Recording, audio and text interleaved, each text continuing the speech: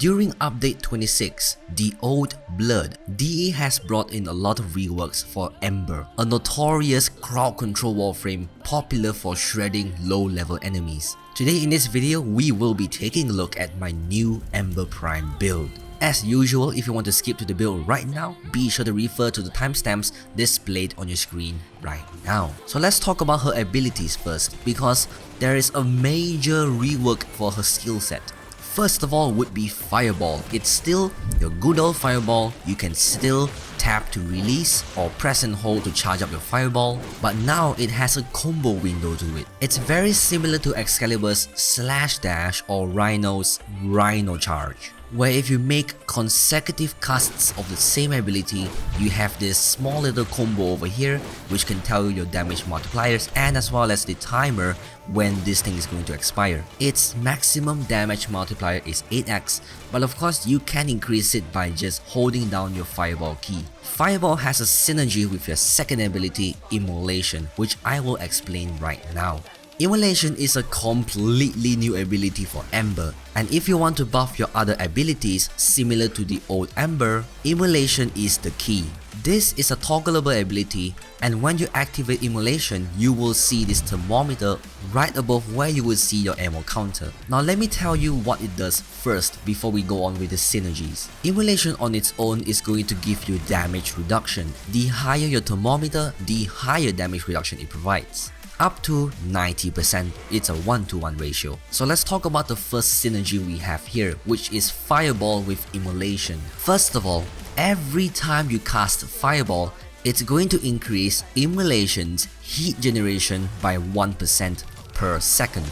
I'm referring to the thermometer. Every time you cast Fireball, it's going to make this thermometer rise up more quickly. Another synergy is the higher your Emulation levels, the faster Fireball can charge, and the more damage multiplier it can reach. For example, if you can reach 9x damage multiplier with Fireball, having Emulation at max would probably yield you around 13 or 14x. And mind you, Fireball in this current patch is very viable. You can use Fireball to stack fire damage on enemies. Another good thing about fire damage is that it can strip off 50% of armor in 2 seconds. So this is going to be really useful against armored enemies. And speaking of armored, let's talk about your third ability, which is called Fire Blast. What Fire Blast does is that it will send out a shockwave which would deal fire damage and stripping armor according to your Emulation levels. If you have 90% Emulation levels, it will not remove 90% armor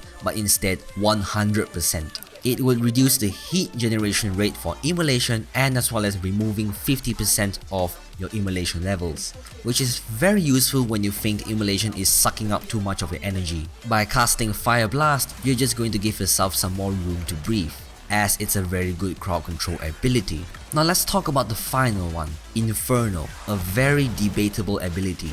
Some would say that this is a direct nerf to Ember's playstyle, but for me, I don't think so. Inferno is a brand new ability for Ember. When you cast this ability, it's going to call down a meteor strike. It will only target enemies on screen, and for each enemy it targets, it's going to drain a certain amount of energy. It depends on your power efficiency of course, but the base energy cost for each enemy would be 10, has a limited targeting range, and it also provides a lot of crowd control. Why do I say so? It's because these meteorites would cause heat and impact damage. Heat damage, as I said before, it would strip 50% of armor, and impact damage would stagger enemies. Not just that, the enemies that are hit will also create this ring around them where it will spread to other enemies when they come in contact. And here's the most interesting thing. Damage from multiple casts does stack. I can repeatedly cast this ability over and over again to deal with tough enemies. Isn't that just cool? Not just that, it also has a major synergy with Emulation. When you cast Inferno, it's going to increase the heat generation rate for Emulation. And this heat generation rate it provides is much higher than Fireball. Meaning if you cast this ability over and over again, it's going to make your thermometer rise up super fast. That is both a really good thing and a very bad thing. Depending on your immolation levels, it will increase Inferno's damage. If you're at maximum heat, then you are going to get double damage instead. So this implies that you should be casting Inferno whenever you have maximum immolation levels, or maximum heat because it's a thermometer after all. Now I'm done with the abilities, let us take a look at the build. I will explain about how to properly play Ember after it. This is my Ember Prime 3 Forma build. Let's take a look at the strength mods first. First of all, we have Transient Fortitude and Intensify. This is going to give you a good amount of power strength when it comes to casting your abilities and dealing enough damage towards enemies. I forgot to explain this in the beginning. The reworked passive for Ember Prime is every enemy on fire within a certain radius, it's going to increase your power strength by 5%. You don't really need to have a lot of power strength initially because by making enemies catch on fire, whether it's from your abilities or weapons, it's going to increase your power strength anyway. This is why we don't have so many power strength mods in this build, allowing us to focus on other things. Next, we have Rank 3 Fleeting Expertise and Streamline. This is going to give you almost maximum power efficiency, and I would say that it's more than enough when it comes to spamming your abilities as Ember. Another important thing to note here is that you should use a Rank 3 Fleeting Expertise but not Rank 5. The reason being, you don't want to strip off too much power duration from your build. Next, we have Primed Continuity. It's just to counteract the negative power duration from Fleeting Expertise. And then we have the range mods over here, which are Cunning Drift and Stretch. It's going to help you in a lot of things, for example your Fire Blast radius and as well as your Inferno's targeting radius. Next, we have Exothermic. This is a reworked augment mod for your Inferno ability, and what it does is that every time you kill an enemy with Inferno, it's going to provide a 15% energy orb drop chance. This is going to be useful if you're going to keep spamming Exothermic everywhere, and especially if it's in low level missions. But if you're going to use this in high level missions, I don't think this mod might be useful. By the time you have used up all your energy just to cast Inferno, this augment might not even have a chance to come into play.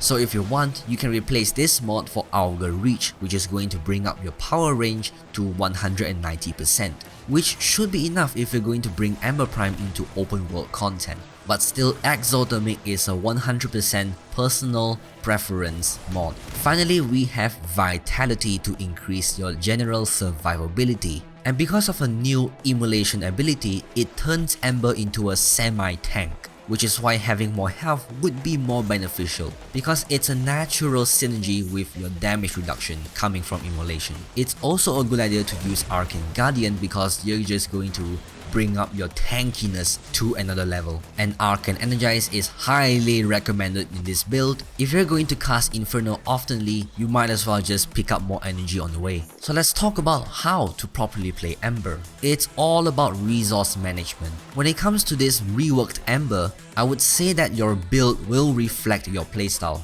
This build I'm going with right here is a very balanced build and is made for casting abilities more oftenly. But the general consensus on how to use new Ember is pretty simple. You must have Immolation activated all the time. Cast Inferno or Fireball accordingly. If you see just one enemy, consider gunplay or just using your Fireball. Don't use your Inferno just to clear out that one enemy because you might increase your Immolation levels too much. Whenever you have max Immolation, be sure to use it on Inferno or Fire Blast. I don't think keeping your Immolation levels at 90% would be a good idea because of the energy drain. So whenever you have a chance, try to use it on something. If you think your energy drain is getting out of hand, just deactivate Immolation, turn it back on, and then just proceed with whatever you were just doing.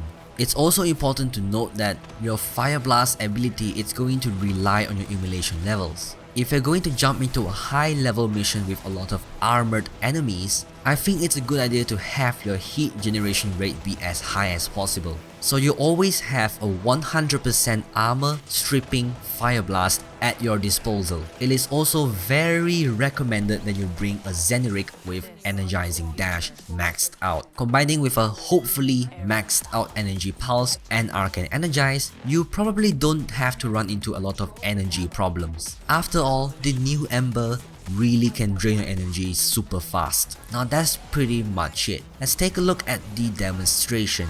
As usual, heavy gunners and bombards in a single test, and as well as a mix of corpus enemies. Spoiler alert, Ember isn't really good against corpus enemies. Let's get started.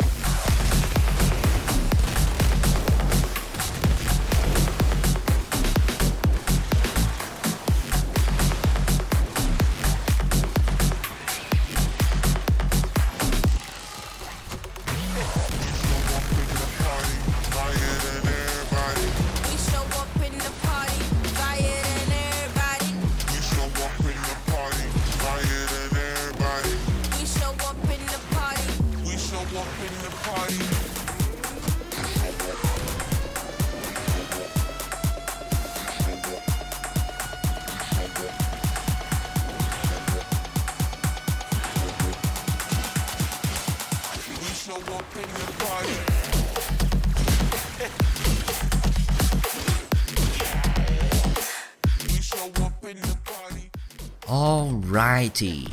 Now, as I said before the demonstration, Ember isn't really effective against corpus enemies, mainly because of their shields. But this only happens if you don't get rid of shield ospreys or anything that can constantly regenerate their shields. Or just use another weapon to clear the enemies, because why do you have to rely on your Warframe 100% of the time? So anyway, thanks for watching everyone. If you guys liked it, then you know what to do. Leave a like, write a nice comment, and please consider subscribing.